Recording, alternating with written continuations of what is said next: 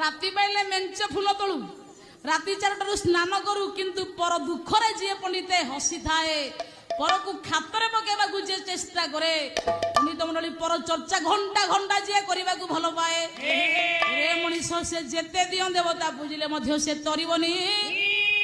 আম বড় বউ তোমারি ঘর তো সবু আমারি ঘরে আম বড় বউ